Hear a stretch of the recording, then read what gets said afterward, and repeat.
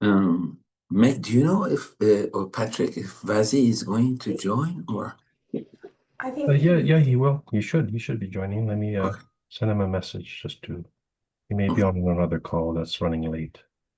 let me just go check next door. Okay, See thanks if a he's lot. ready. One moment.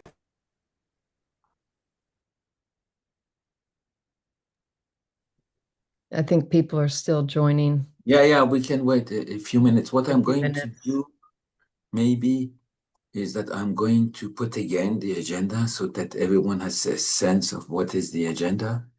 So hello everyone again. Good afternoon, good evening, or good morning.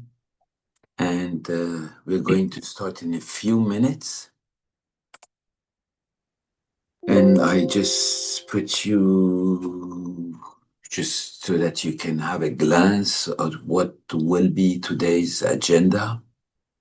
Reminding everyone that this is a core meeting of filoviruses organized by WHO, Africa CDC, and INHS regarding the current Bundibugyo epidemic. And I will have the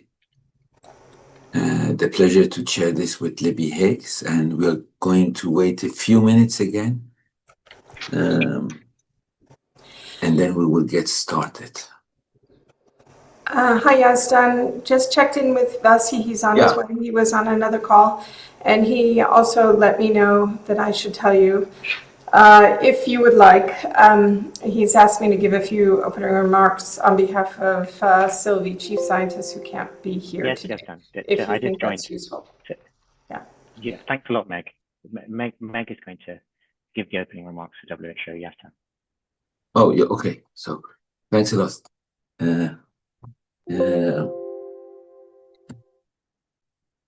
Thanks a lot, Vazi. I'm looking for Placide, the busiest man. Placide, you know, just Placide is in a jury. So he told me that he's going to try to join, but so Placide will be today with his Africa CDC hat.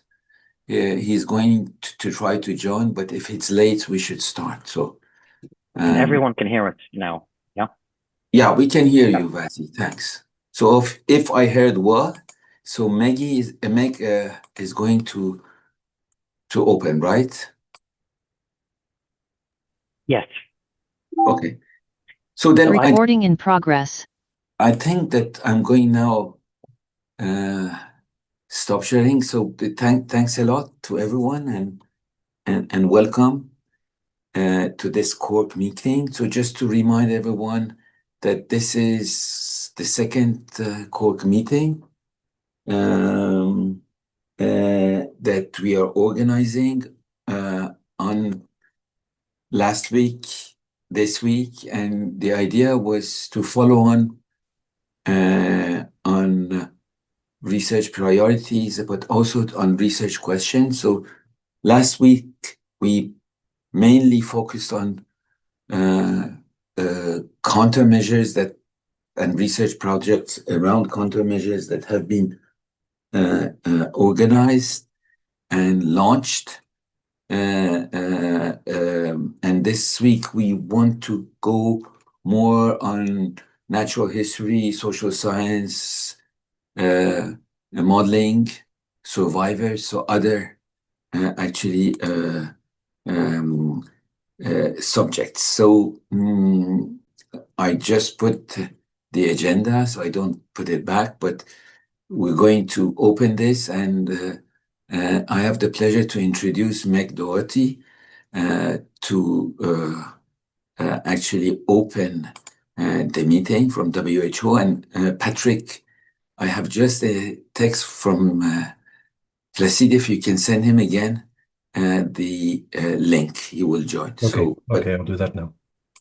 Thank you, and Meg, the floor is yours, please.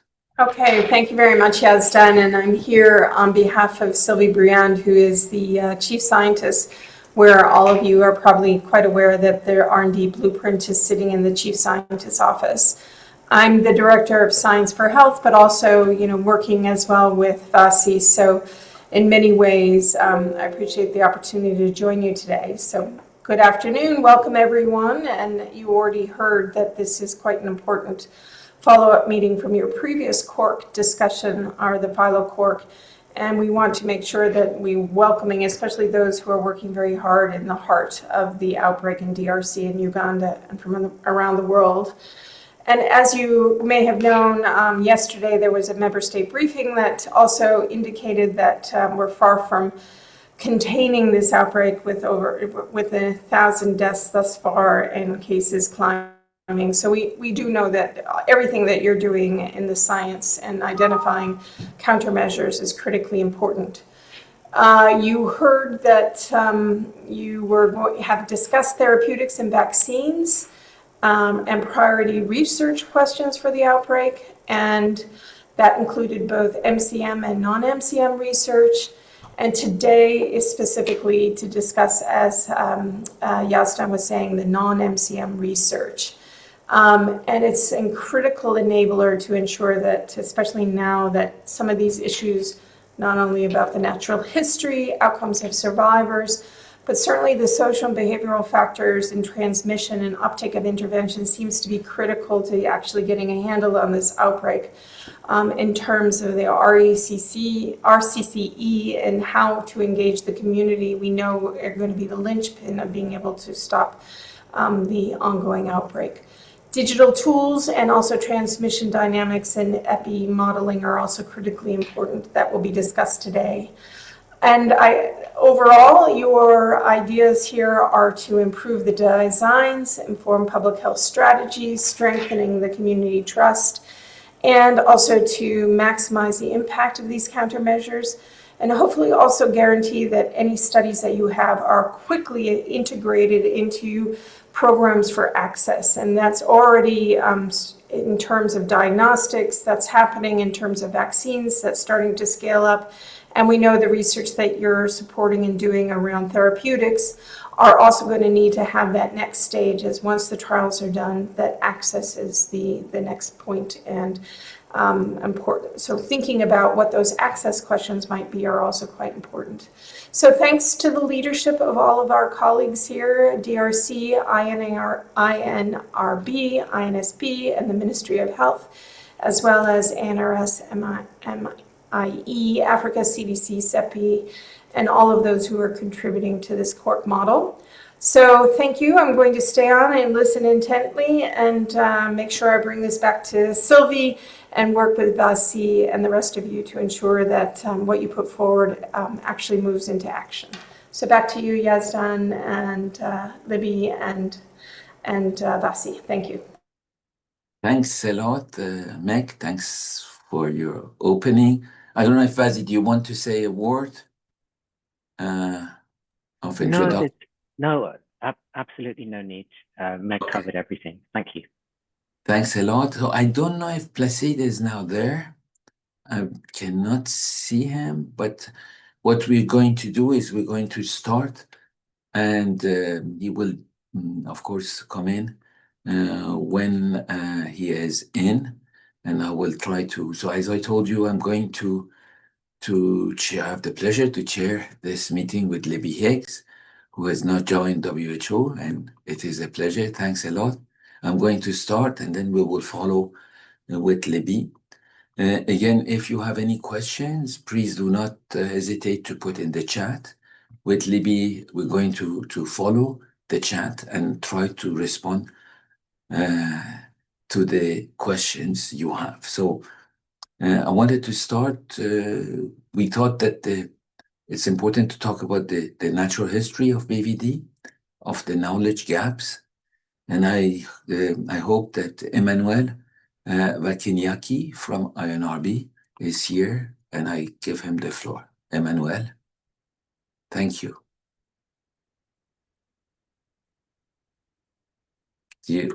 We have your slides. Perfect. Thank you.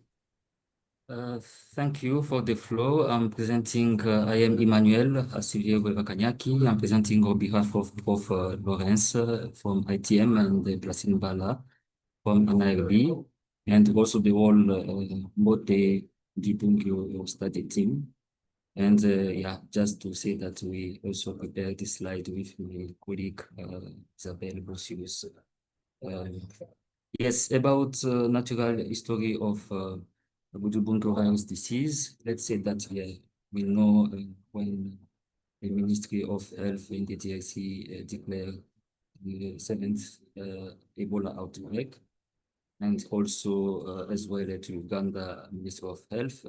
And 2 days later, also WHO declared the third of Ebola. And as we can see, the current epidemiological situation, we have 2,095 confirmed cases in the DRC, and more than 1,269 deaths among confirmed cases. 5 provinces affected, and 48 health zones affected. Yeah, compared to the previous outbreak, we can say that this is a huge first outbreak with Bundibugyo virus disease. And talking about the previous outbreak, we try to go to the literature to see what was published there. And as you can see, for Uganda in 2007, 2008, we can see that it was very small cases reported, and we have most surveillance data published. That's just one hospital data published among participants. And we can see also case fatality between 40 and 42. And from the DRC, we have one article, but with a very small sample size among hospitalized confirmed cases with a high case fatality, but it was a really small sample. And also for this current outbreak, we have one clinical description published by Akilimani and al. And as you can see, it was also based on surveillance data, 405 participants. And we have many gaps, as you can see. Case fatality, it was really not described, and also less bleeding described. And we can see as the most common symptom, it was fever, diarrhea, vomiting, headache, anorexia, and abdominal pain. But we have also some uncommon symptoms that we think that we may try to think and explore. Jaundice, malaria, but also difficulty breathing. It was among confirmed, it was 34 confirmed among confirmed cases.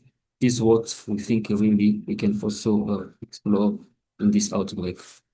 Okay, the question is, what are we missing compared to the epidemiological data that we have in different reports and CFEP, the DRC, as you can see, less children under 5 infected, but high case fatality among them.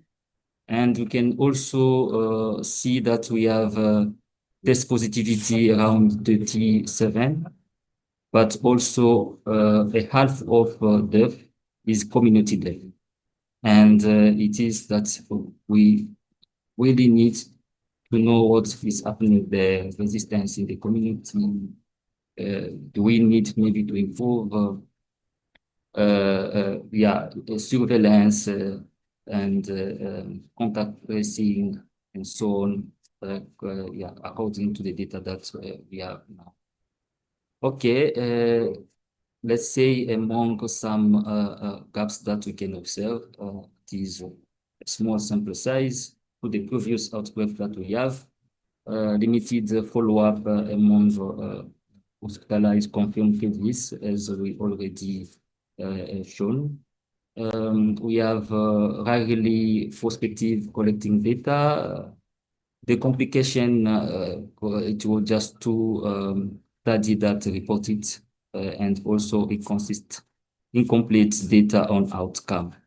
It is the clinical gaps that we observe in the literature, and also according to the pathophysiological difference also to Zaire and Bundibugyo, we saw that cytokine storm with high pro-inflammatory cytokines, multi-organ failure and septic shock that can contribute to that. But for Bundibugyo, we have a low inflammatory cytokine, but high IL-10 immunosuppressive.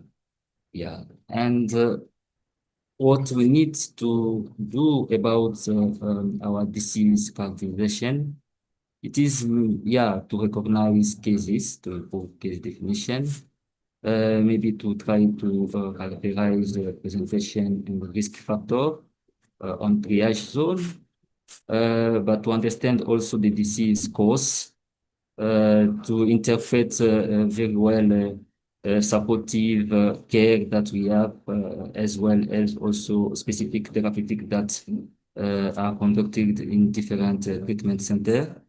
We need also to identify subpopulation for specific intervention as pregnant women, people living with comorbidity, children. We see that we have high case fatality among children under 5, but only 9% of confirmed children among all cases. To understand also the persistence of clinical sequelae and complication among survivors, as well as virological and immunological characterization of people after discharge. For that, we have a protocol. As we need, as soon as possible, implement it on the site. And in our protocol, it was based on ICARI, the WHO clinical characterization protocol. We have 4 modules. In the first module module 0. It is about the retrospective data. We try to explore some specific topics about difficulty breathing, respiratory symptoms that we already observe, or some specific group that we have as pregnant women. But the most important it is prospective data collection, and there we have the module 1 that it is to collect data, clinical data on risk factor representation, and as well as symptom, sign, and complication. And also to collect data of outcome. That is the module 1, and the module 2 is to do the longitudinal follow-up during hospitalization for participants, and we can collect the evolution of symptoms, sign, and complication. For the module 3, it is for the survivor program to collect as well complication, persistent symptoms, sign, and sequelae, but up to day 60. For collect samples during the module 1 and 2, we'll just use the residual routine sample collected in the response team, but just one specific sample will be collected during the module 1 for pathogen immunology analysis. But the specific sample will be collected during the after discharge for module 3. As you can see, blood sample, semen, breast milk, oral, intraoral, vaginal, and anal swab as well where it is feasible. According to the knowledge gaps that we presented and what we need to address with our protocol, as we can see that to improve a bit the case definition and also transmission, the evolution of the disease and outcome, to interpret, to follow up during hospitalization every other day, as well as symptom, sign, and supportive care intervention among confirmed cases. As we say that the outcome of pregnancy, children, and people living with comorbidities, and also for module 3, the persistence of health problem and also immunological and virological analysis. Let's do just before to end, can say that yeah, the plan is to start with the training of the people in the 1st August, and to implement first the module 1 and 3 to collect data at presentation and outcome, as well as during hospitalization. And after, we can introduce how we can maybe collect also supplementary sample for past gene at presentation, and also the follow-up with survivor program. And other sub-studies specifically will be implemented, yes, maybe during this phase. This is the study team of Bundibugyo consortium. Thank you for the presentation. Thanks a lot, Emmanuel. We're going to, there are already some questions. We're going to give you the floor after the next talk. But before Libby, I give you the floor to present. Placide is there. So maybe Placide, if you want to say a word of introduction, and then I give you the floor, Libby. Placide? And Emmanuel, if you can stop sharing, maybe. Thank you. Placide. Yeah, thank you so much, Yazdan. It's a pleasure being connected with the whole group and also the whole community working on filoviruses. As you know, we are confronted to this very, I can say, complex outbreak regarding the fact that, it's a strain with no approved drug, no approved vaccine. And we are also working to develop and to evaluate also diagnostic tools. And so we think that this is an opportunity to learn more about this kind of neglected strain of the Ebola virus. We believe that this virus was less, I can say, aggressive compared to Zaire and Sudan, but we see the complexity of this outbreak right now, and this, kind of raised like big question regarding, those viruses belonging to the Ebola virus genus. So it's important for us to take this as an opportunity to learn more regarding the natural story of this disease, this infection in humans, to learn more about, everything regarding the survivors. We have more than 300 survivors here during this outbreak, and we see the rhythm of this outbreak, the way it's progressing, the number of provinces and health zones affected. So it's really important to also have to take this opportunity to kind of try and put in place a very ethical and scientifically sound research that can help us to have tools that will help us to kind of control this outbreak, but also be better prepared when there will be new outbreaks. And I think from our side, as Africa CDC, and as also I have this casket as INRB, we are working to see how we can promote this research and to make sure that all the research that we are putting in place on the ground will follow the ethics of the country, the local community, and also to follow all the requirement from the regulatory authority. So thank you, Yazda, and I think this is a very good meeting, and we'll be happy to contribute. Thanks a lot. I forget to say that Placide Mbala was talking with his hat of Director of Research, Clinical Trials and Innovation of Africa CDC. Thanks a lot, Placide. And Libby, the floor is yours. Yeah, thank you, Placide, and we appreciate the Africa CDC leadership and the INRB leadership. We're next going to hear about the natural history of BVD. I'm sorry, the BVD recovered patients who are being followed up. We've had a lot of lessons learned from Ebola virus Zaire, and we're going to hear from Anton Nakuba at INRB on what we've learned so far. Over to you, Antoine.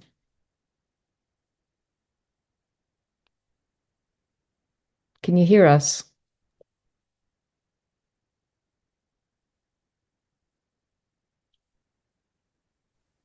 Thank you, Libby. Can you hear me? Yes, we can hear you now. Yeah, because I lost the Zoom window. Okay. You're not in presentation mode. There you go. Is it now? Okay, thank you so much. Yeah, thank you for, I would like to, first, I would like to say thank you to the INRS and WHO for inviting me to make this presentation. So I will go through the lessons we learned from the survivors cohort of the 10th Ebola outbreak in the Democratic Republic of the Congo. So this presentation will be done. So I am also doing this presentation on behalf of Professor Aukamundeke and Eric Delaporte, who were the PIs of the Vainqueur d'Ebola study. And also we collaborate with Richard Kitenge, who is the director of the program, and also Angel Dilou, who is the project manager of the program, of the study. So the 10th Ebola outbreak in the Democratic Republic of the Congo, in Kivu and in the province of Ituri, was the most important outbreak in our country, in the DRC, and the second largest after the West Africa in 2014 to 2016. So this outbreak recorded more than 3,000 confirmed cases and more than 2,000 deaths and more than 1,000 of survivors. So many factors impacted the extension of this outbreak, like the insecurity, the attacks against the response teams, the low level of IPC in many centers, health facilities in these provinces, but also the local rights and burial culture. So to mitigate these factors, two important pillars, among others, the ring vaccination strategy, but also the use of specific treatment against Ebola were implemented, and they really improved the survival rate of EVD infected patients. So the use of this treatment, especially monoclonal antibodies, which were recognized to be more effective in improving the survival rate, raised also some important questions that really needed to be addressed. So when looking back in the literature, for example, we can see that there are many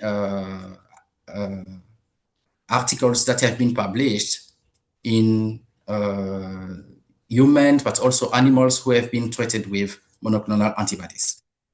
For example, June and collaborators reported Ebola viral persistence in some non-human primates who received monoclonal antibodies therapy during the experiment. Jacobs also in 2016 reported an acute meningoencephalitis above case, which occurred 9 months later after the patient has received monoclonal antibodies during the acute phase of the disease. But also, James in 2001 highlighted the suppression of humoral immune response after the vaccination using RSV vaccine in passively immunized mice.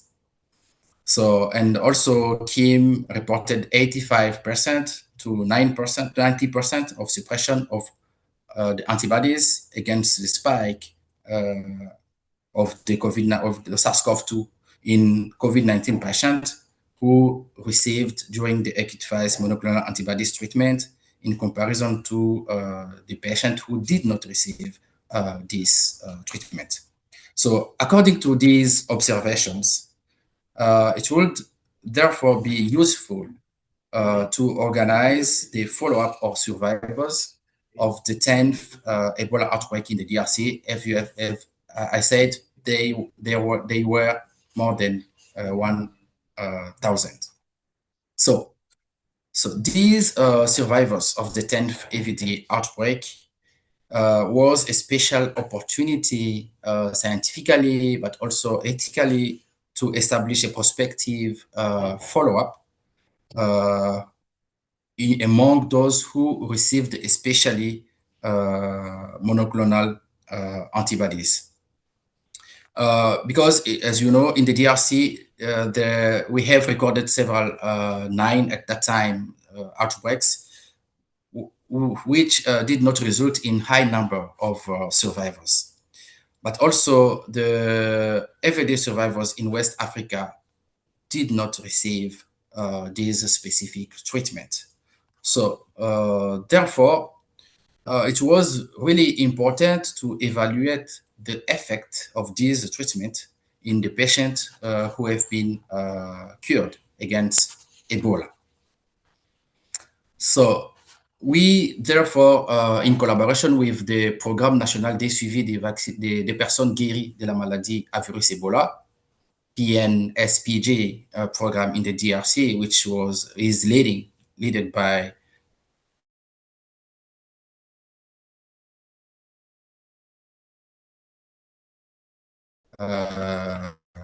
Richard Kitenge, Dr. Richard Kitenge. So we conducted in Beni, Butembo, and Magina from April 2020 to October 2021. And we included in this cohort, we included survivors with age higher or equal to 5 years older, who signed the informed consent form, and those who declared being available for 12 months of follow-up. So the follow-up consisted in doing clinical examination as part of the care that were provided to them, but also biological sampling, and also for biological sampling, we collected blood, sperm, and breast milk. But also there was another aspect of psychological care during the follow-up. So we present two main questions addressed during the Vainqueur study. So the first is about clinical disabilities, clinical sequelae assessment. And the second, which will be also part of this presentation, will be about the assessment of antibody kinetics. So we included a total of 750 participants in the study, and 80% of them completed the planned visit. So among them, 561 survivors had completed data for the treatment, and 189 had missing data according to the treatment information. So our primary endpoint for the clinical disability, was the time from Ebola treatment center discharge to the first new episode of clinical sequelae or disability. So the secondary endpoint included the first and cumulative episode of sequelae to the end of the follow-up. So according to this table, which shows the baseline characteristics of the survivors, so the median age was 32 years old. So the median time between discharge from Ebola treatment center and the recruitment in the cohort study was 330 days, and 25.3% of the participants presented comorbidities.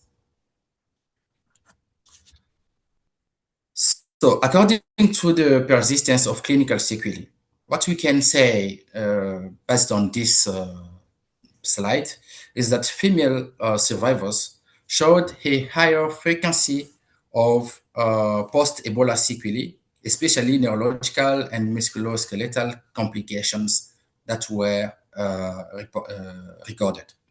So these clinical disabilities occurred in all treatment groups, but they were most frequently reported among participants who received especially monoclonal antibodies, ansufimab, and Regeneron EB3, which also is calling Inmazeb during the acute phase. So we also assessed the factors that could be associated with the persistence of clinical sequelae among Ebola viral disease survivors. So we found that the age was significantly associated with neurological, ocular, and musculoskeletal sequelae. So among treatment arms during the acute phase, which was not the part of our study, we have observed that Inmazeb showed a significant association with neurologic sequelae in survivors in comparison with remdesivir, which is an antiviral. So, and the headache at the acute phase, but also the comorbidities were significantly associated with neurological sequelae. And we also observed that female participants were significantly associated with musculoskeletal and abdominal clinical disabilities. So the second main questions we addressed during the Vancouver study was the antibody kinetics. So using the same cohort, we selected the participant for whom the viral load information at the acute phase and the sample taken at the discharge day were available in order to be able to evaluate these kinetics of antibodies. So we therefore included 358 participants in the subset of the study. And our primary outcome was the antibody concentrations over time, and the secondary outcome was the antibody concentration at the time of discharge of Ebola survivors at the Ebola treatment centers. So we therefore measured the levels of antibodies using multiplex Luminex techniques. So based on these multiplex techniques, and we were able to applicate the positivity criteria, which consisting of two antibodies, two antigens reactivities for being positive to the Ebola serology. So we, based on this criteria, we observed that around 25% of participants were seronegative at the day of discharge from Ebola treatment center. And also around 30% of participants in the ansufimab arm who were seronegative, they were seronegative at the day of the discharge from Ebola treatment center. So looking at the factors associated with antibodies level, we have seen the significant decrease in antibodies level over time globally. The ansivimab was associated with rapid decrease in antibodies against nucleoprotein, and the low viral load at the acute phase was also significantly associated with the rapid decrease in antibody for nucleoprotein, but also for the viral protein 40. So according to this figure, we also evaluated the seropositivity over time. So the curve of the antibody decline rapidly in participants who received treatment in comparison to the participant who did not receive the treatment. It was the cohort of Guinea, the post-Ebugui cohort. So as you can see on the graph also, the decline is emphasized for the participant who received ansivimab during the acute phase. So we also observed the same trends for glycoprotein, nucleoprotein, for viral protein individually, with low levels reported in the treated participant and more likely in those who received ansivimab. So finally, we calculated the probability of being positive at least to 2 antigens for ansivimab. And we have seen that the probability of being seropositive after 36 months, if received ansivimab at acute phase, was 53%. So when we take as example, as a comparator, the Guinea cohort, we see that at the same period, the probability of being positive in the Guinea cohort was 95.6%, which was much higher than that we observed in the DRC.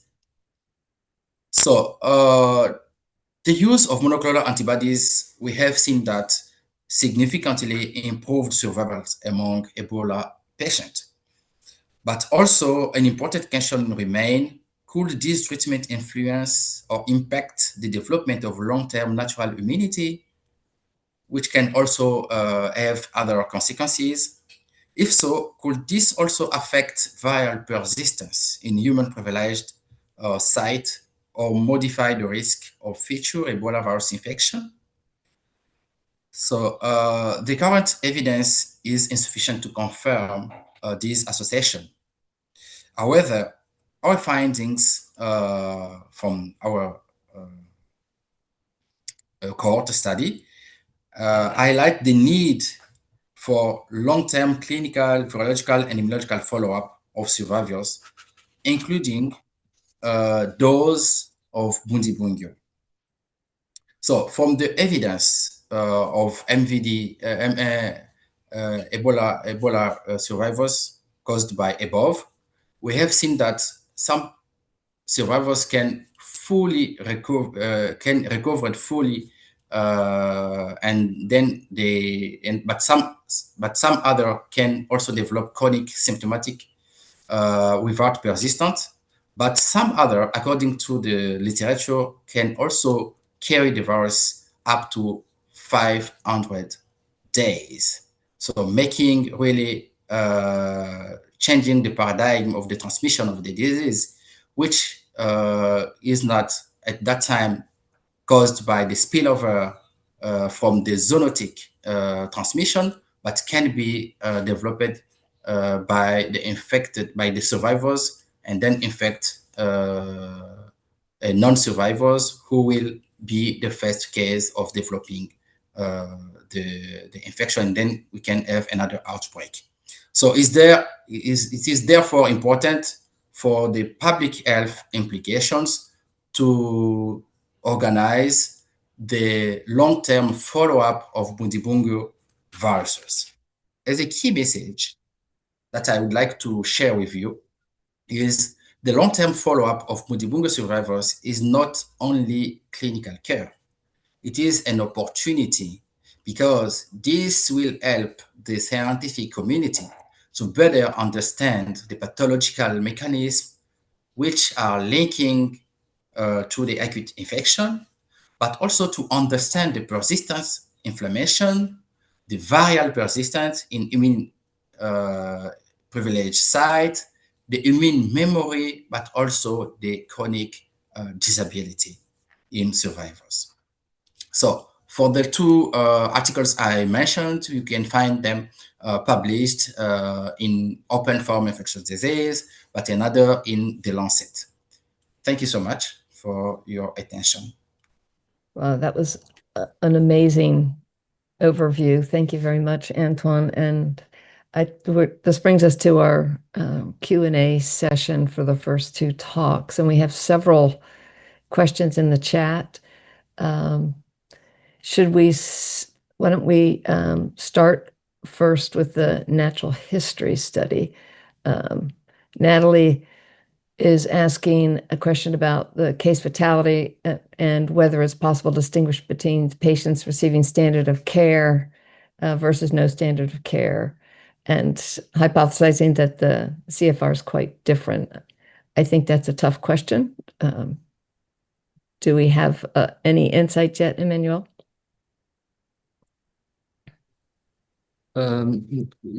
So far, I think yes, it is some gaps that we have now. Yes, we can see that we have different case fatality, and we still really need to have a cohort to understand why we have it. It is the reason that we have this spot. Okay, and then Tristan asked about collecting data around coagulation disorders, which you've answered in the chat. Do you want to just speak that to the larger group? Yes, for the module 1 and 2, we'll use mostly the routine sample collected by the response team. And then we can just report. We'll not do a specific sample collection, but we'll use later the residual samples for other additional analysis as factor calculation. And for module 3, there we can organize a specific study sample collection. One question I have for both of you, thinking about the natural history study following out the 60 days, and then the survivor study, which of course is following individuals, I assume, as they're leaving the treatment units. Looks like there's going to be overlap there and a need to coordinate. And there's some, fascinating insights into the difference that we'll see in survivors based on their treatments, obviously. So it was good to see the collaboration between the treatment study and the natural history, the partners treatment study and the natural history study. And I'm sure there's going to be collaboration between the natural history study and the survivor cohort. And if you want to comment on that.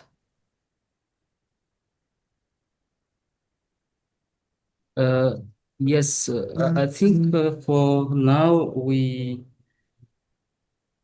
will implement.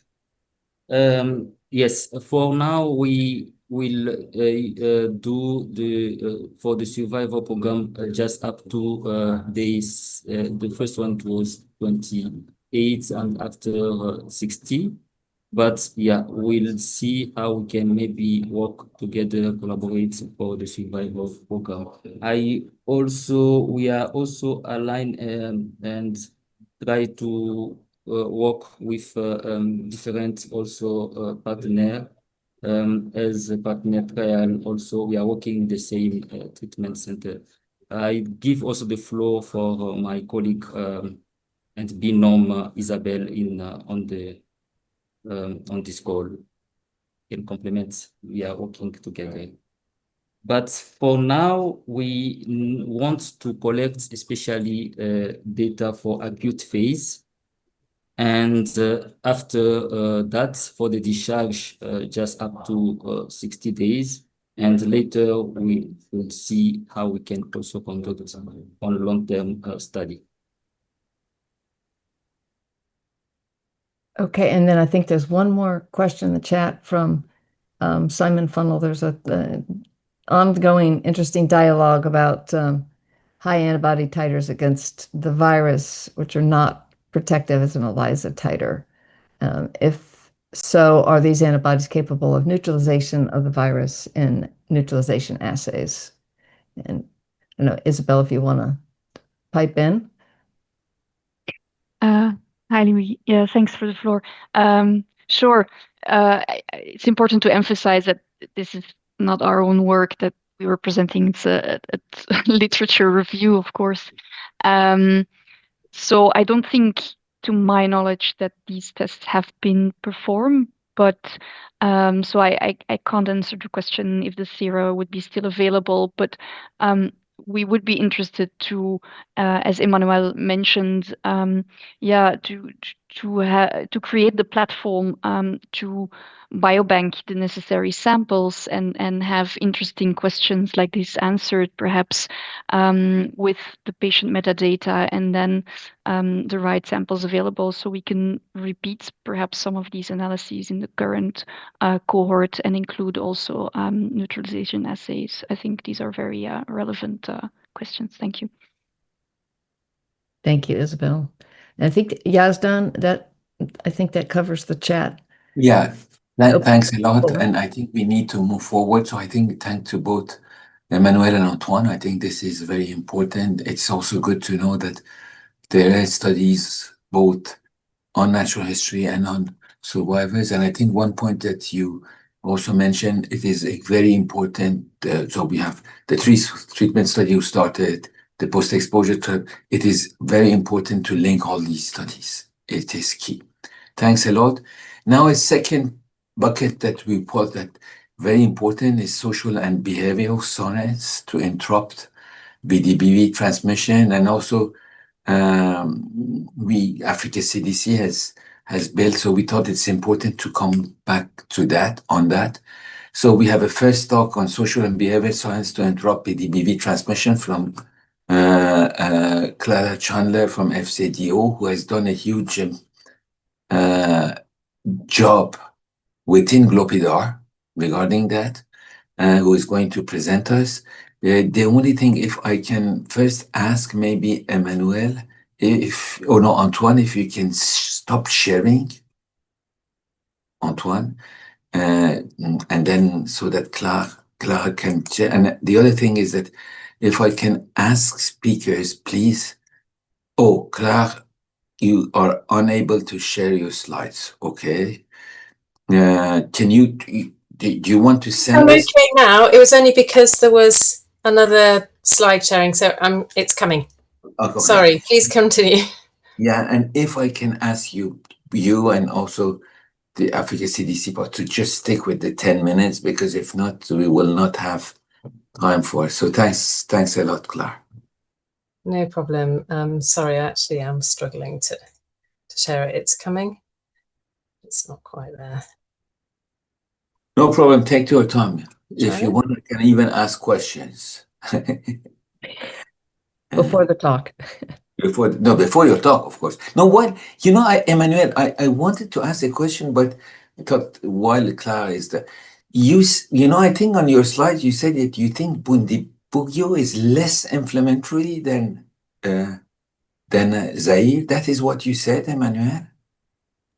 It was based on some literature that we observe, but we still need maybe to really complement with our study, as you know that we have really a small sample size with previous data that we have in literature.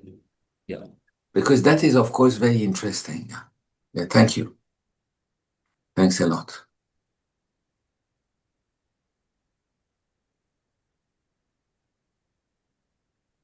Sorry, it's coming. No problem. It's very tricky with Zoom for some reason. I wonder if there's another way to do it. And Emmanuel, do you think that could explain the difference in mortality? Sorry,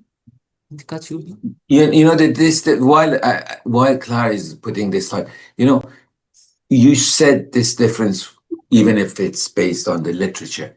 Do you think that that could explain that there is a difference in mortality? I know that you said that it's difficult to say what is exactly the mortality, but we have the impression that it's lower than Zaire. And do you think that this difference in inflammatory reactions can explain? Yes, of course, maybe, but it is really we cannot really complete. We still need to have really a very good sample size. Yeah, yes. Let's say, yeah. Can I add something for that? Yes. Can I add something? Go ahead. Yeah, so the problem of the mortality, with calculation of the mortality rate during this outbreak, is mostly the difficulty to have a accurate denominator. So it is very, very, very difficult to know how many people are really infected due to the high number of the community deaths, who are positive to Ebola. But the screening of all community deaths is not done during this epidemic. So it is very, very complicated. But based on the literature and the few numbers of the articles that have been published on the immunology of Bundibugyo, it seems that the mechanism that block the immune response is not the same as that we have in the Zaire strain. So that can explain, but we have to be cautioned with that. We have to better understand how yes. Yeah, very helpful. Thanks a lot, Antoine. So now, Claire, it is just not on full screen. And now okay. Now it is. I said FCDO, which is Foreign Commonwealth and Development Office in the UK. Please. Thank you so much. And thank you for having us present. This is work that is a reflection of work done by a large number of other people, and I'm just presenting it, which is work around the social and behavioural science research agenda. And of course, this builds on an enormous amount of previous work that has been done in previous outbreaks, including Ebola and including in the same area. And so there's plenty to build on. We don't need to be starting from scratch, but at the same time, there are still gaps even within all of the work that's previously been done, and there are areas that can still be strengthened. So Glopidar, which is a platform of funders on preparedness and response, convened a process together with the Africa CDC and the World Health Organization, with support from us and others, with a participation of about 96 individuals altogether. They convened a process to try and identify social research questions for this particular Bundibugyo outbreak. This involved a roundtable, followed by a survey, followed by another roundtable. And I just want to outline the key findings from that. This looks like a slightly overwhelming slide, but we'll just break it down quickly here. So there are different areas in which social behavioural sciences can be really useful to the response. And we often think about that as being around this first column, around informing public health and social measures. So often that's around thought of as kind of communicating with communities about what they need to do to protect themselves and others. But obviously, social behavioural science is really important across all of the other areas of the response. So there are a number of questions that were identified by participants, and we asked participants in these roundtables and in the surveys to group their questions, and then by these different areas, and also by whether they were short-term to inform the immediate response, medium or longer term, and those are color-coded in this chart as well. So we've got the orange and the blue questions are the sort of medium and longer term questions. So, of course, we all recognise the need for social behavioural sciences to help to inform public health and social measures, but also to help to track and evaluate and adapt the public health response, which we know can have other effects beyond the intended effects and can be improved through adaptation. Also, the social behavioural sciences aspect, and this is critical here where we have a number of different constraints around detection and reporting of cases, understanding the transmission dynamics as well, both in terms of the initial outbreak, but also how those dynamics are forming in the very particular context of this outbreak now, and as that moves forward and that evolves.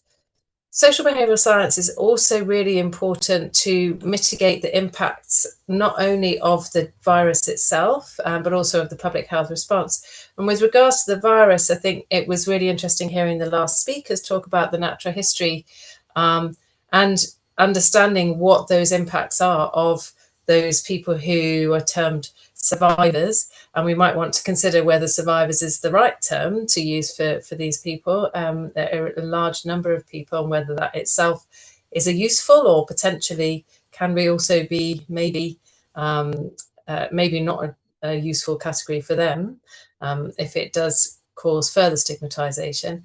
But, you know, what's the impact of having those disabilities for them? What are the impacts of having the disease themselves and for their families, or having had it and having had that long period perhaps of recovery, but also those who are negative and have had those long periods of isolation.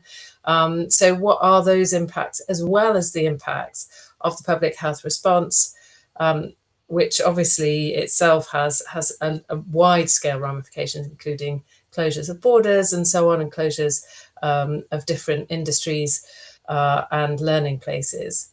And then informing medical countermeasure rollout and informing clinical trials that they are ethical and that they address the needs of both the population and the people who are working on the front lines.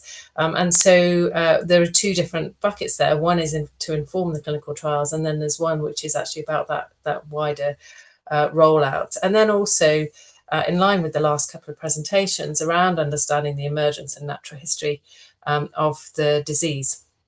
So all of these different areas have subcomponents of social research, and this process was submitted to the Cork, and I think the Cork already recognises that all of those different areas that it has presented have those different questions within them, as well as having a specific area just to highlight the social and behavioural science aspects.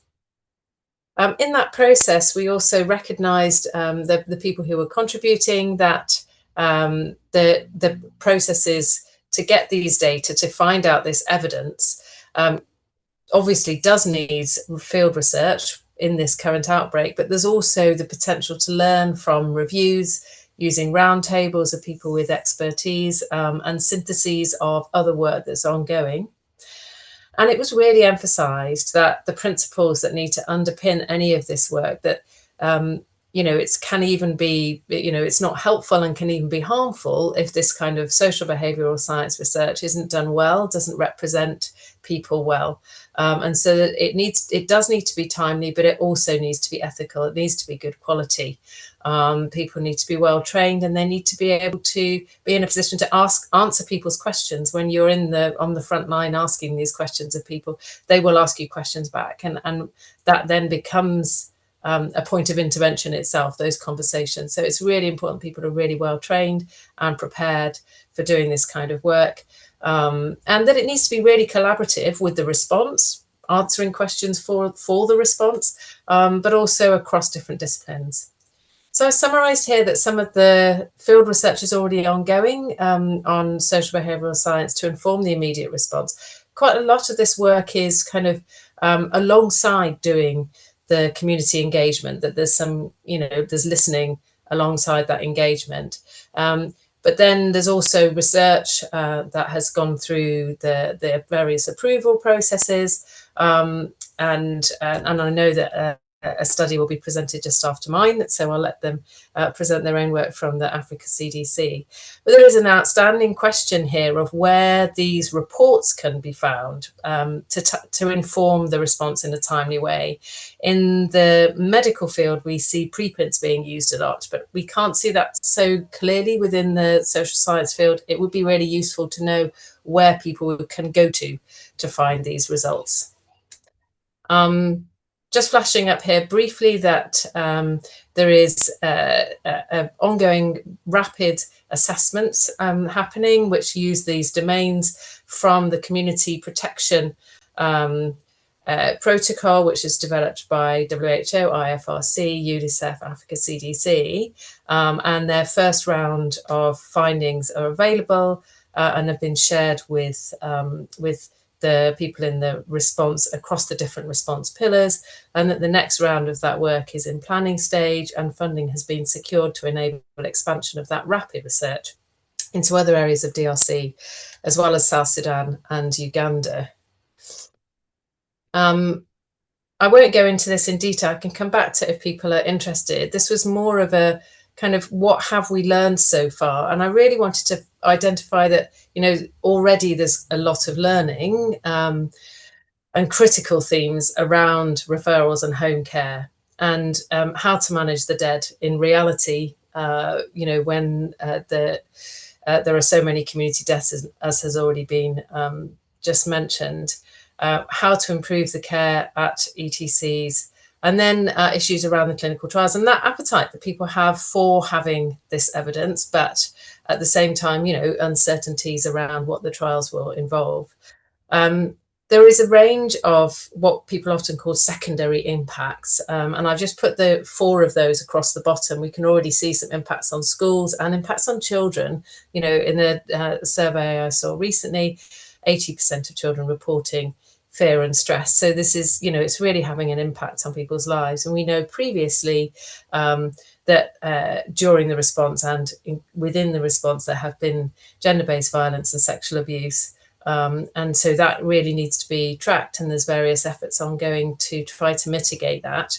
But there are all the non-Ebola care impacts and impacts on people's lives that still need to be tracked.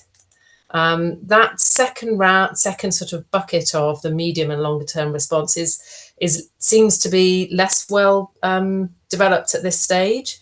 There's a really useful platform for sharing planned and ongoing research that was created by Africa CDC and is part of the Ebola dashboard for research in presentation, but there's not very many on there as yet. So that would be good to increase the number that are shared on there, or if the issue is that there are not enough studies already underway or in planning stage. And then I just wanted to touch on the clinical trials and the real importance of not only community engagement, but social behavioural science within the trials and outside of trials. So within trials, aiming to inform the operations of the trials, there's all kinds of issues that come up, however well planned they are, that can be worked through with social behavioural science being part of picking up on these issues and responding to them during the trials. And then also the wider questions of how those trials are positioned and what they do to change that landscape of care, and how the products that are being evaluated might then be possible to incorporate within the systems. And so this would be, you know, all the different types of trials. And I know that there are plans in development across various different trials for including this. My last slide is just to kind of flag that while all of this work has been done in previous, you know, some of this work has been done in previous outbreaks, you know, the legacies of that have not been kind of coherent to make a kind of readiness to do this work straight off in this particular outbreak. And that, obviously, we've got a number of different reasons for that. But thinking about what's needed for that kind of social behavioural science research ecosystem, colleagues on the call have written a really nice piece about those national research ecosystems, and just building on that and thinking about what social and behavioural science needs within that ecosystem, I think would be really important to think beyond this this particular outbreak, through this outbreak, which will last, and then into the future, so that that strength is there and ready, and to coordinate the different efforts of different researchers within this response to strengthen the response and to strengthen future responses. I will leave it there and pass you to the Africa CDC team. Thank you. Claire, thank you for that. And we'll loop back around for questions and comments, but please continue in the chat. There's a lot of good dialogue ongoing. We'll next hear, as Claire introduced, from our colleagues at Africa CDC on the continental SBS research in the current response, building community trust and equitable health outcomes, which we all know is incredibly essential and fundamental to any successful learnings and to controlling the outbreak. So apologies if I mispronounce your names. We're going to hear from Habutuma Wundia Bekele, Uluwatoyose Alawanda, and Don Jethro Mavanga Lundu. Over to you. Okay, thank you very much. Please confirm if you can hear me. Yes, we can hear you, but you're a little bit faint. If you could maybe turn up your volume a little. Okay, how about now? Is it better now? That's better. Just speak up a bit. Okay, all right, thank you very much. And good evening, good afternoon, depending on where you're joining us from. My name is Oluwatoyose Olawande. In the interest of time, we understand we have 10 minutes. So I'll be taking the entire presentation while my colleagues will be around for the Q&A so that they can answer the questions. So my name is Oluwatoyose Olawande, and I work with Africa CDC, and I co-lead the social behavioral science research.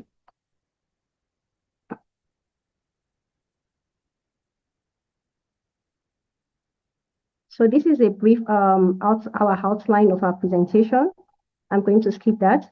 So the next is why are we doing SBS research in BVD response? Just as Claire had said, we built some institutional memory over time, but in this response, we are looking at ensuring that we generate evidence for RCC strategies to build trust within affected communities. We all know that trust is is a major barrier to the response being effective or even bending the curve. And also we are looking at community perception of clinical trials, and then we are looking at the long-term effects of the public health action and resilience within affected communities. A unique thing about our approach is it is member state led. It is in alignment with member state priorities. We are doing this study together with Ministry of Health, both at the national and at the provincial leadership, because we are interested in building institutions beyond the outbreak. So I'll be taking us through two study protocols that we have. One has been approved and the other is under review. So the first one is on understanding the socio-ecological and behavioral drivers of Bundibugyo Ebola virus disease in DRC, Uganda, and high-risk border areas.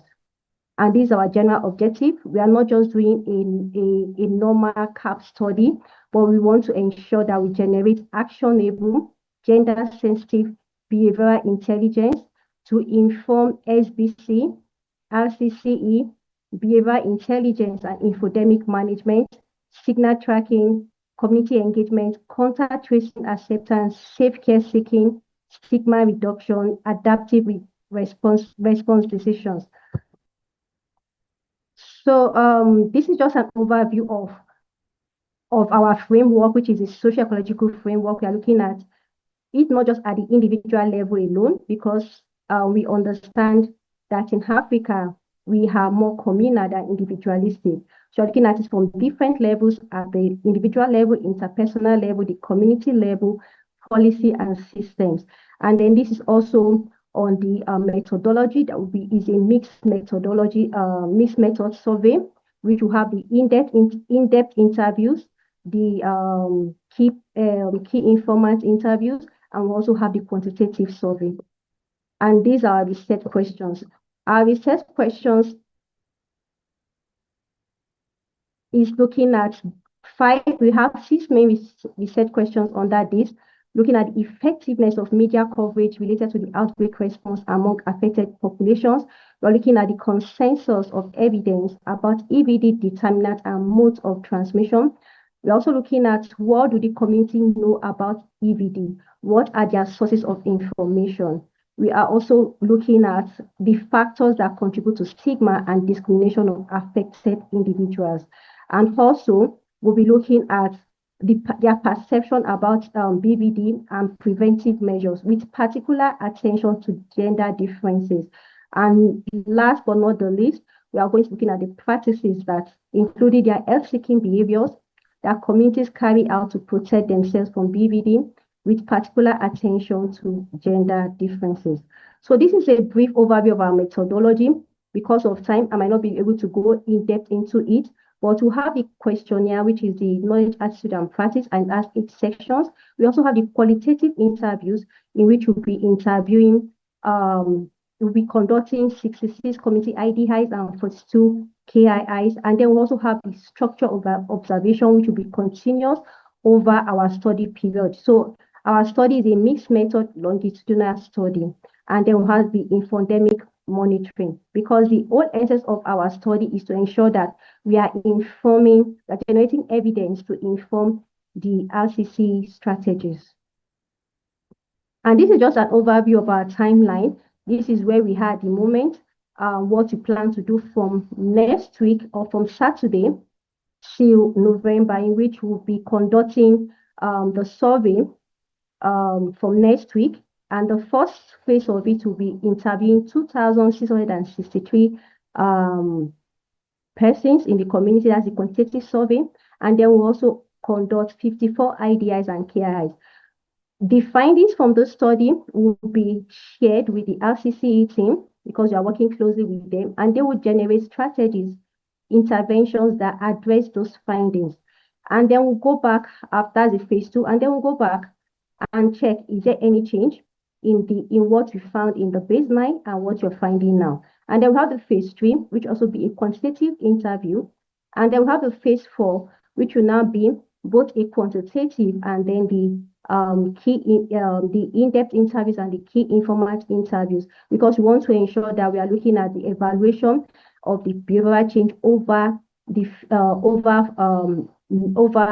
from July to November to October, and by November we'll have the final report ready. So you can see here that we are also ensuring that we are very ambitious to ensure that we have a 72-hour timeline, which there will be continuous analysis, and we are sharing the findings to ensure that we inform the RCC and community engagement strategies. So this is just an overview of the model which has been adopted by the Ministry of Health for this outbreak. This was first developed by Africa CDC, presented to the Ministry of Health, and they adopted it. So I will not spend so much time over this. This can come up later during our Q&A, and we can shed more light on it. So our key achievements on those first protocol I just presented is we have ethical approval to conduct this research in 10 health zones in Ituri province. And then we are engaging with the national and provincial leadership. And like I said earlier, data collection, we are doing recruitment, and then training of the team will start 31st of July. And we hope to do this the first phase within 7 days. And then interim analysis will also occur intermittently so that we can share the findings with the RCCE team. The next is community perception of clinical trials. This is a protocol under review, and this was we've also reviewed it together with FCDO, and I will just quickly skip some of these, but you understand that there is a critical gap which we need to address in understanding the lived experiences of trial participants, healthcare workers, and the wider community in the context of BVD. Like Claire rightly mentioned, she asked a question on the phrase survivors. Is that a phrase that community are comfortable in using, or they will prefer another term? So those are the questions we'll be asking, and this is the general objective, which is looking at, we want to ensure that we identify and address the social, behavioral, and operational factors influencing the ethical and effective implementation of BVD clinical trials in GRC. So you can see all our different specific objectives. I won't go through that, so I will just quickly move to the next. So our timeline is to do the qualitative field work, to also do the quantitative first, and then data analysis. And we aim to interview for the quantitative survey to have like 300 administered to 200 participants and 150 healthcare workers. We are also targeting or recovered patients, recovered people for these in-depth interviews, and also community groups. And we'll also be looking at their perception of using a wearable contact tracing device. So our next steps for this is to submit the protocol as an annex to the first to the initial study I talked about, to finalize tools to do the recruitment, and then the fieldwork, and then also, which is very important, the real-time feedback loop to our community and also to the response. So this is just our cross-cutting social science research domains, which most importantly is the community engagement and social norms. We are looking at trust and institutional confidence, and we're also looking at digital health innovation and technology acceptance, and healthcare worker capacity and well-being, lived experiences, stigma, and resilience. So we are also in alignment with WHO guidelines on community evidence, which looks at the different buckets from public health and social measures all the way to detection and surveillance. Thank you. This is all from my hand. Thank you very much. Thank you for an incredibly informative, succinct presentation and incredibly important work, and so critical to immediately feedback your learnings into the response. So really, really well done. And just hats off to Africa CDC for their leadership in this area. And I think we're a little bit behind times. So yeah, Zan, do you want to introduce our next speaker?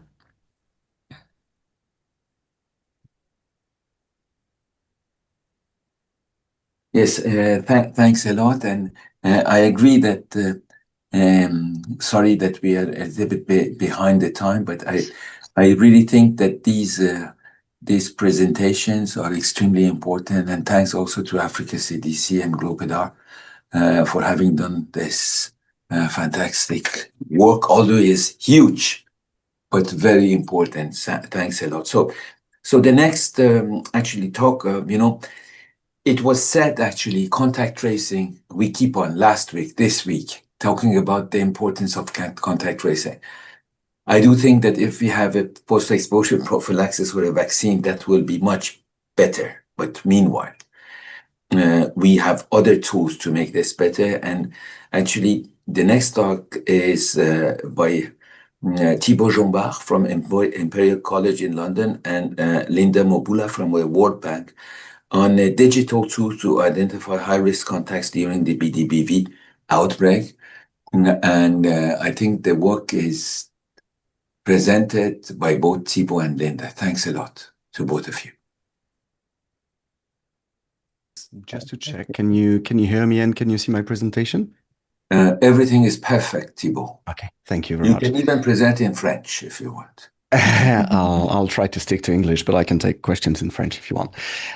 Okay, so I'll try and be brief, and I'd rather be brief and have questions than bore everyone on this one. So we're looking at contact tracing prioritization. Let me try to remove this if I can hide the bar. No, I can't. I hope you're not seeing the bar on the top of my screen. Anyway. No, you're not seeing. That is the usual thing, but you're not seeing. Don't worry. Okay, perfect. I can't see my own titles, but it's all good. So contact tracing, briefly, what are we looking for? I present to you 3 situations here, idealized situations. You have 3 different lines, 3 different contacts, followed over time, all exposed to a given case in red here on day 0. And I'm showing 3 extreme cases of what can happen during contact tracing. Red indicates the appearance of symptoms, the presence of symptoms. Blue is hospitalized patient. And you've got a green tick mark whenever a follow-up team has visited that contact on a given day. The first case we see here, the first person, the top row, is a case of a rapid detection. That person was exposed on day 2.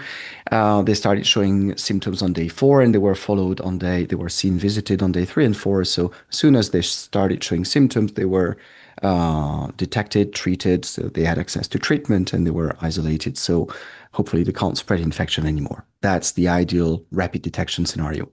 The most common case is going to be the second line here, the routine follow-up. You have contact tracing happening, follow-up happening every now and then, but the person's not sick with Ebola, is not going to show symptoms.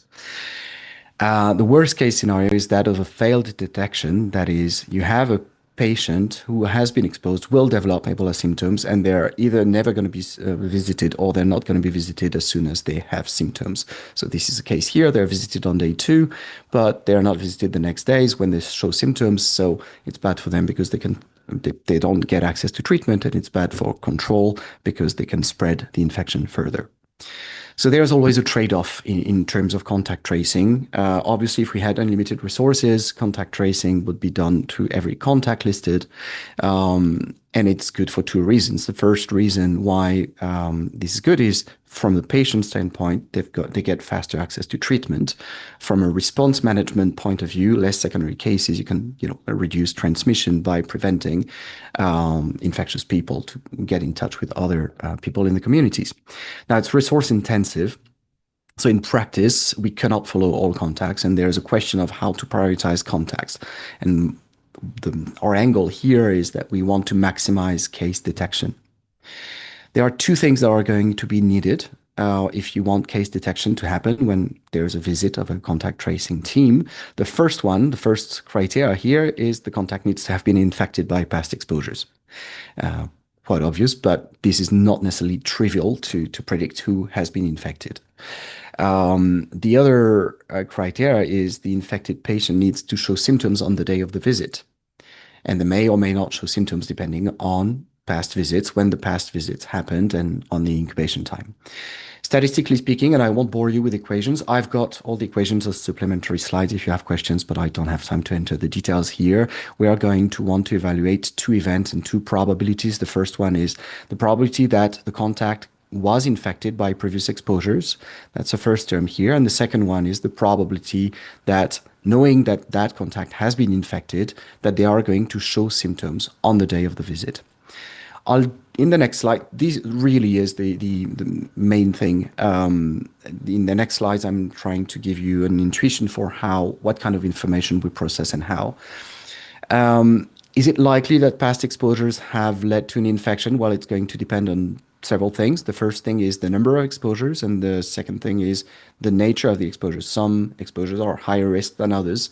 Funeral exposure or direct contact to body fluids are high-risk exposures. Merely having been in the same room for maybe a small amount of time is a low-risk exposure. So this is what I'm representing here with the little diagram of several cases in red and contacts in gray. And this contact is a high-risk contact because of multiple exposures. This one is a high-risk contact because of one strong exposure. That can be direct contact with the body fluids, for instance. And this one would be a low-risk exposure because there's been a single weak exposure, like sharing the same roof for a day or 2. That's the first type of information we'll use. The second one is the incubation time distribution. So this graph here is the probability mass function of the incubation period. So in simple terms, how likely is it that a patient is sick with Ebola is going to show symptoms 1, 2, 3, 4, 5 days after infection? This is real data from the WHO response team I was part of for the West African outbreak in 2015, based upon a lot of data, but obviously different strain. It's Ebola Zaire, different populations as well. But essentially what this tells you is that very early on, it's very unlikely the patient is going to show symptoms because it's too soon post-exposure. Later on, more than 20 days after exposure, it's unlikely that it'll show symptoms. It's a little bit late, but there's a series of time intervals that are much more likely in between. So how do we try to come up with a scoring system for contact tracing prioritization? So we are going to mix information of about three things: past exposures, so when and how were the contacts exposed to a confirmed case; follow-up history, when's the last time we've seen them, if we've seen them at all, and at which point they showed no symptoms, obviously, otherwise they would have been hospitalized. And the last one is the incubation time distribution. There's a bit of math going on into calculating probabilities there. What we get at the end of the day is here at an individual level, a score which is a metric we can use to prioritize contacts. The score is between 0 and 1. 1 means at most priority, 0 means no priority at all. And what that score means really is the probability of case detection upon visit. We can also aggregate this score at a cluster level, geographic location level, say villages, for instance, to have an idea of the expected numbers of new cases discovered upon visits if all contacts in this village were visited. So we can have a scoring system that helps us prioritize geographic locations as well. The math of it is described. It's not yet published, obviously, but we have implemented all this in a package, in an R package called CT-Score. It's open source. It's publicly available already. It's still under development, but the main branch is documented and unit tested pretty thoroughly. This is in practice what the data will look like. We have different cases in different rows. Well, different contacts in different rows. With different types of exposures. Some of them have been visited, and based on that kind of input, our package, our software will calculate scores, which you see here, like very high scores here would be top priorities, low scores here would be lower priorities. And this is going to be determined by how much exposure there's been in the past, how risky these exposures were, and the last visit as well. So if you take a case here of contact number 14, they've had 4 different exposures on day 1, 11, 13, and 20. The analysis conducted on day 31, and the last visit was on day 15. So it's very likely they got infected because they had a lot of exposures and they were seen a long time ago. So it's very likely they've had time to develop symptoms in the meantime. That results in a very high score. If you want to look at another extreme case the other way around, so a very low score, here you've got a patient, contact number 19. They've been exposed 3 times, so it's 3 exposures, but weak exposures, just same household on day 6, 12, and 13. But they were last visited yesterday. The analysis again is on day 31, which means, and they didn't have any symptoms. So it means that it's very unlikely they have been infected because otherwise they would have shown symptoms by now. So that's going to result in a fairly low score. I won't enter the details of the other examples. Just to recap, what we need to have this working is good contact data. We need to have dates of exposures, type of exposures, date of the last visit. So that's a byproduct of follow-up database, of course. We need to be able to gauge the probability of infection stratified by types of exposures. That can be done from historical data or, well, from past outbreaks, or on this outbreak, we will need a good track of contact tracing data, knowing which exposures, which patients reporting exposures have eventually become a case. We need information on the incubation time distribution with good line lists. We can get that given the number of cases we have currently. I think we are going to be able to estimate that distribution properly soon. And this is about it. I'll just hand over to Linda, who may just give a couple words on context on how this is going to be implemented by our partners on the ground in practice. But just to say that there's a separate implementation in DHIS2, which is underway by World Bank colleague, and I'll hand over to Linda. Thank you so much, Thibaut, and hello to everybody. Thank you for the concise presentation. I think what I'm going to add is that we've had discussions with WHO Afro, but also about speaking with Steve Ahuka And I think the idea is to really get feedback from various partners on this in terms of the application, thinking about DHIS2 because that's what's being used currently, specifically for surveillance. But in terms of just being very pragmatic, in terms of application, would the idea be to using cell phones versus laptops for contact tracing supervisors? These are questions that we still need to discuss with the teams on the ground. And we're going to do that next week. But also thinking about a potential partnership with University of Oslo that has been working with HISP on the ground. So really looking forward to feedback from the team and how to pragmatically apply this to improve contact tracing. Thank you so much. Over to you, Libby. Thank you all. Just really fascinating. And I hope we can rapidly pilot this work. And just to emphasize what Yazdan said, it's an area where we really haven't had much research previously. We always talk about 100% contact tracing, and particularly as the outbreak gets bigger, knowing focus areas is going to be very helpful. And speaking of modeling, our next talk is going to be from Ira Longini, who's been working with a large modeling group. We talked about the importance of access to products, vaccines, and therapeutics, which we hope to demonstrate are safe and efficacious. And we need to understand what the demand for those might be. So that's all based on our modeling friends. So over to you, Ira. Thank you, Libby. Can you please put my slides up? I sent them. Somebody. Ira, did you send them to, does Patrick have them? No, I don't have them. Yeah, the organizers of the meeting have them. Okay. Here they come, I Oh, hope. he's putting them up. I will share 1 minute. Oh, okay. Okay, there they are. If you go backwards, thank you. Okay, before I even talk about this modeling, the contact tracing data and modeling and methods are extremely important for implementation of the ring vaccine trial and the PEP therapeutics trial, PEP. But not only for the trials, but for the implementation of control measures such as vaccine when we have it, which would probably be certainly deployed in rings, which are basically contact networks. Okay, so I'm going to briefly talk about, I know we don't have much time left, so I'll do it very fast. Transmission dynamics and modeling of the 2026 Bundibugyo virus outbreak, and also past outbreaks. Next slide, please. So this is a very simple slide on the types of models I'm going to refer to. The first type are simple short-term analyses and projections, mostly projections off the effective reproductive number, RT. That's the number of secondary cases generated by cases at time t. Then simple compartmental models, random mixing, susceptible, infected, removed type models.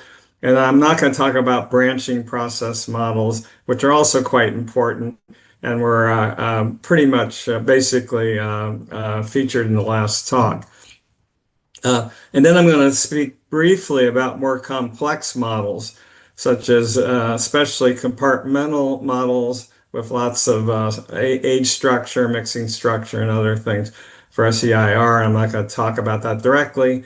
And agent-based models, for which are really the models we need probably to to understand dynamics and to explore different scenarios of control.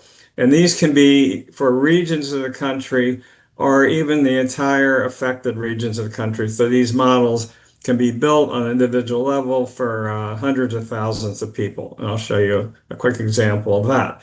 Next slide, please. So for the simple projection models, basically off the effective reproductive number, I'm going to refer to estimating the current size of the 2026 DRC Bundibugyo virus outbreak by the group at London School of Hygiene Tropical Medicine. Basically, the results they give are more or less all based on that recursion, which I show below, which is a renewal equation for IAT new infected people, for example, which is just the current reproductive number times this sum of the infected people over the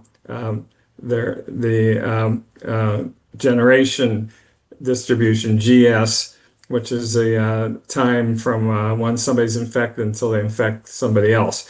And the mean generation time for Bundibugyo looks like it's about 10 days.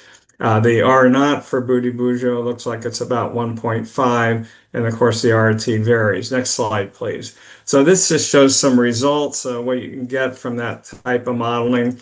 And on the left, you can see projections for cumulative incidence, current cumulative number infected, cumulative symptomatic cases, and cumulative deaths, and the current estimates at that time of the distribution of those deaths and number. And on the right are simple projections that were done 1 week ahead for cases, new cases, hospital isolations, and other things. Okay, next slide, please. Okay, now a simple compartmental model, in this case an SEIRD, D for death type model, that was done by a group of individuals at the WHO regional offices in Africa, and a very, very nice paper, and pretty much all you can do with a random mixing model, which was published in the Lancet Infectious Diseases. They didn't show their network or their model directly, so I've put up here a typical SEIR model of disease and hospitalizations, so you can see the flow. Next slide, please. And these are the results from that model. And what they were able to do is project the epidemic under different scenarios, whether they were low scenario where the epidemic more or less becomes under control, central scenario where it kind of progresses the way it's currently progressing, and high scenario where things break down and there's a lot more cases. And so the upper left, you can see the data and then the projections off those data. And then the right, you can see the projections for cumulative number of cases under each of those scenarios, red being the most severe and blue being better control. And down the bottom left, you can see they were able to calculate the risk of spread to other countries. So next slide, please. And then the next one. So finally, next slide.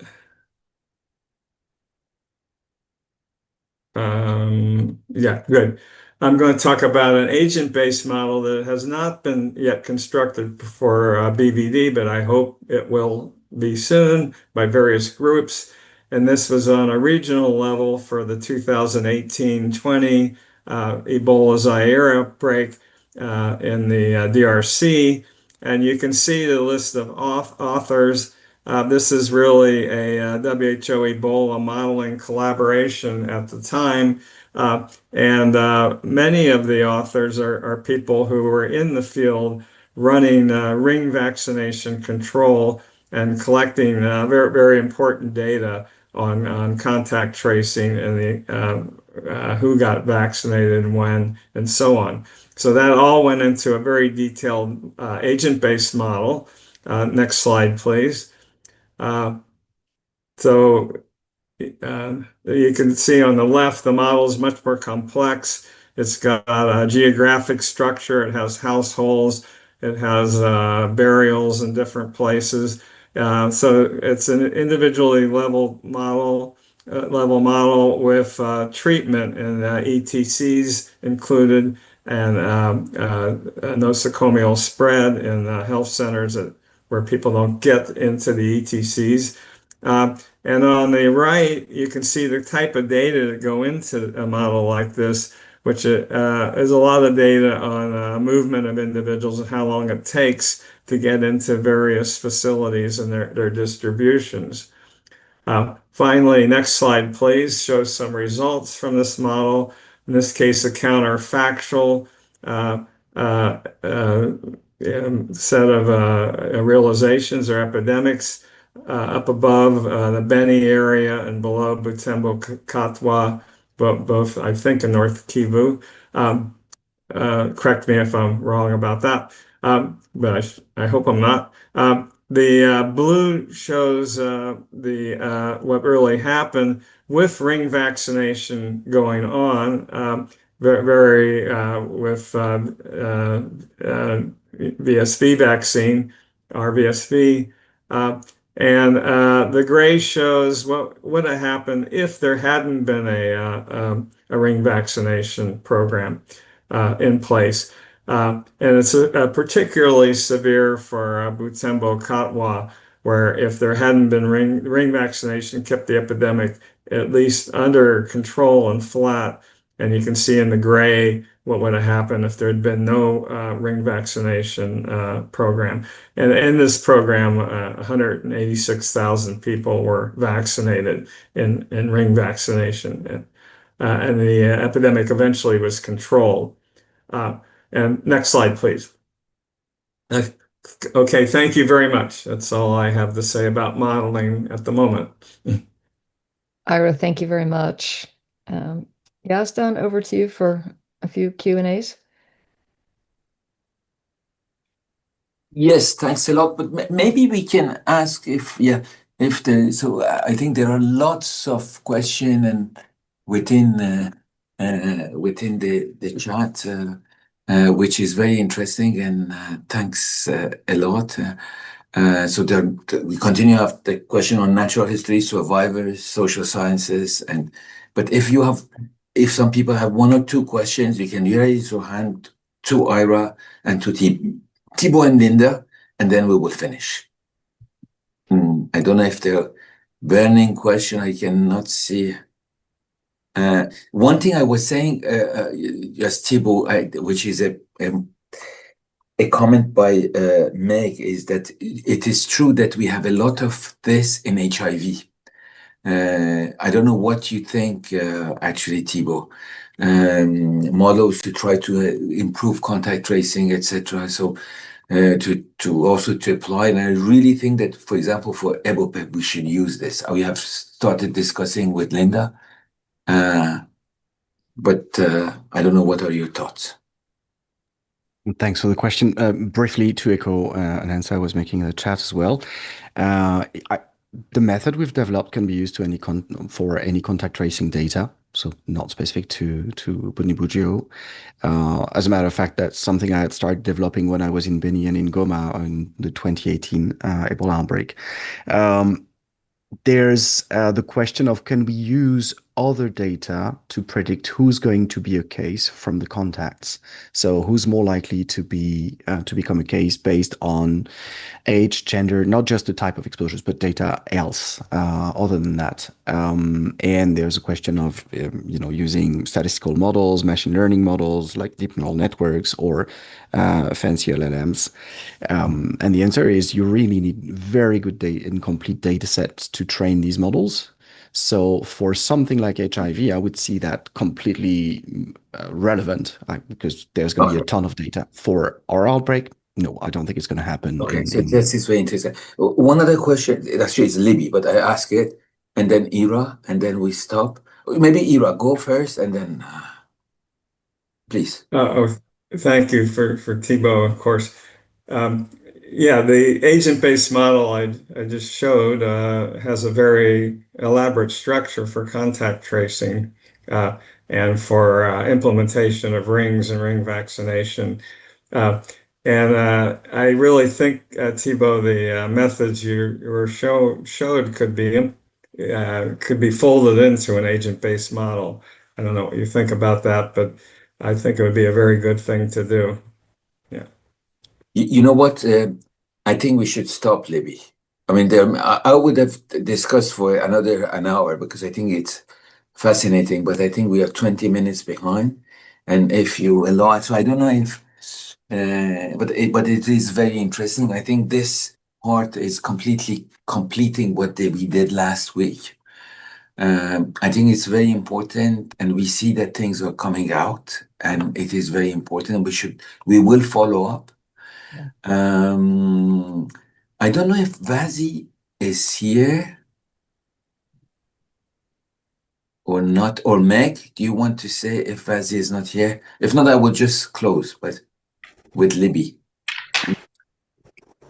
I'm still here. I don't know. If you want to say a closing. Yeah, no, just to say it's the first time I've listened in, and I think it was such a broad breadth of different research actions and priorities. It was really excellent to have this, and I think some of the studies that have been brought forward are going to be just as important as working hard on the treatments and the vaccinations. So really encouraging to see all of this study going forward. So thank you. Thanks a lot, Meg. And I don't know, I think Placide had a jury. He just came to say hello. I saw that he was for a while there, but I don't think he is anymore, or even if Placide, no, I don't think so. Maybe then I will give you, I will say one thing and then give the floor to Libby to close. Just saying that actually, the slides will be shared on with you once we have them all. So please, to the speakers, send us, and it will be on WHO website.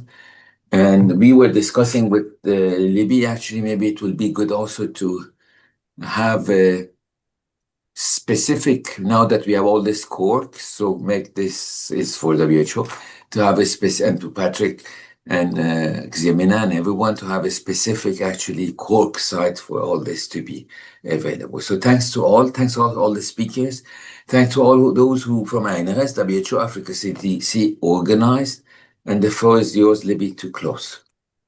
No, thank you, Yazdan. And I just want to thank all the speakers and all the participants and all the dialogue in the chat. And it's very encouraging to see, as Placide mentioned from the beginning,